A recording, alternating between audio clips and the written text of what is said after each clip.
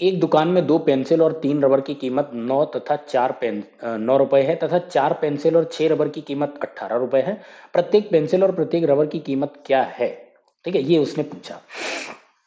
तो देखो अभी यहाँ पर आपका इक्वेशन बनेगा वो ये बनेगा, अगर मान लो मैं ये मान लेता हूँ कि पेंसिल का रेट है x रुपए और रबर का रेट है y रुपए, तो आप यहाँ पर क्या करोगे? आप करोगे 2x plus 3y is equal to 9 रुपए।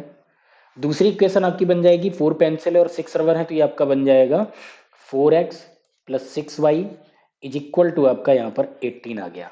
अब देखो ये इक्वेशन में अगर हम देखें यहाँ पर, तो इस इक्वेशन में एक चीज देख रहे होंगे, पूरी की पूरी इक्वेशन को मल्टीप्लाई कर दिया है 2 से, सेकेंड वाली को एज इट इज वही है। और जब हमको, अब यहाँ पर एक चीज समझो, इसको अगर हम 2 से डिवाइड कर दें, क्या हमको अगेन यही वाले फर्स्ट वाली इक्वेशन नहीं मिल जाएगी?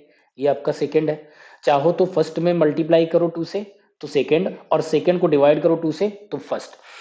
अब हमको देखा जाए तो ओवरऑल जो आपको लग रहा है कि ये 2 इक्वेशन है, यहाँ पर 2 इक्वेशन नहीं है, यहाँ पर सिर्फ और सिर्फ आपके पास एक ही इक्वेशन है, और एक इक्वेशन कभी सॉल्व नहीं करी जा सकती है, इतना ध्यान रखो। ऐसी सिचुएशन पे क्या होगा?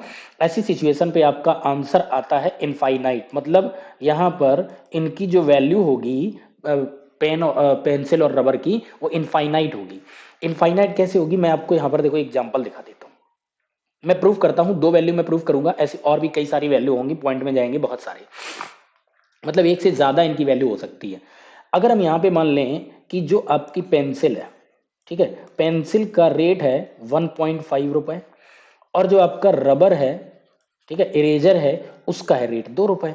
तो आप पहली इक्वेशन में यहाँ पर फिल कर दो, पेंसिल का आपने 1.5 लिया, तो फर्स्ट इक्वेशन में जब आप यहाँ पर फिल करोगे तो आपके पास क्या आएगा? 2 × 1.5 प्लस 3 × 2, 3 × 2, ये इक्वल होना चाहिए 9 के, बिल्कुल होना चाहिए। 2 × 1.5 करोगे 3 आएगा, प्लस 3 × 6 करोगे, सॉरी यहाँ पे 9 है, तो ये देखो बराबर हो जाएगा 9, यानी कि 9 इज इक्वल टू 9, आपका यहाँ पे मैच कर गया।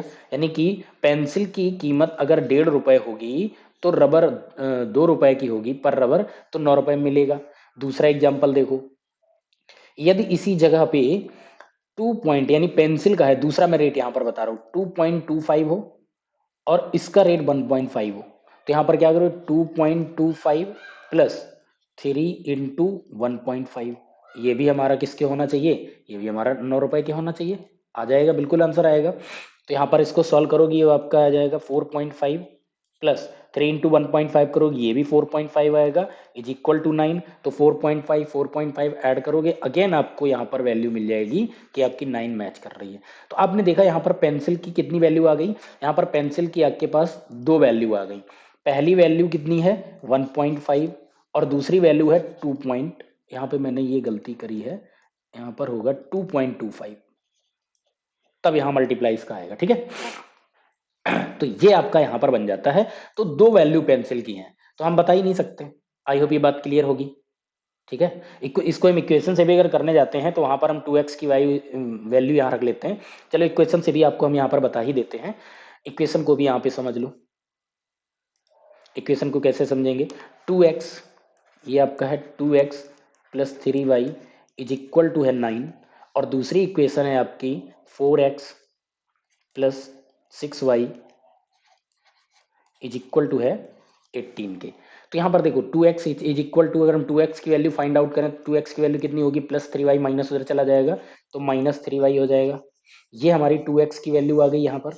अब क्या हम इस वाली इसको हम ये कर सकते हैं, इसको देखो यहाँ पर, ये जो 4x है, क्या हम इसको 2 इंटू 2x ऐसे नहीं लिख सकते? बिल्कुल लिख सकते हैं, plus 6y is equal to 18।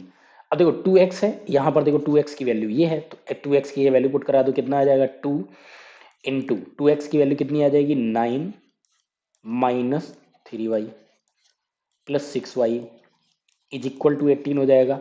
2 का मल्टीप्लाई कराएंगे तो ये आ जाएगा आपका 18 माइनस 2 3 जा 6y plus 6y is equal to, यहाँ पर अगेन 18 आएगा। और देखो यहाँ पर आपका क्या हो जाएगा? ये आपका यहाँ पर कैंसिल हो जाएगा इससे ये, तो आपका बचा क्या? 18 इज इक्वल टू 18। भाई 18 क्या है, कुछ पता है? भाई हमको तो यहाँ पर वैल्यू निकालनी थी x या y की, तो x और y तो हमको मिला ही नहीं, एक्स वहां से हट गया, वाई पूरा यहाँ से चला गया, बचा क्या? कुछ नहीं बचा। तो आप क्या कंपेयर करा रहे हो, किससे कंपेयर? 18 वैल्यू किसकी 18 है? नहीं करा सकते हो। ऐसी सिचुएशन पे ऑलवेज आपका आंसर आएगा इनफाइनाइट। क्लियर है इतनी बात? कभी भी नहीं बता सकते हो एक से ज्यादा वैल्यू होंगी। आई होप ये क्लियर बात हो गई होगी।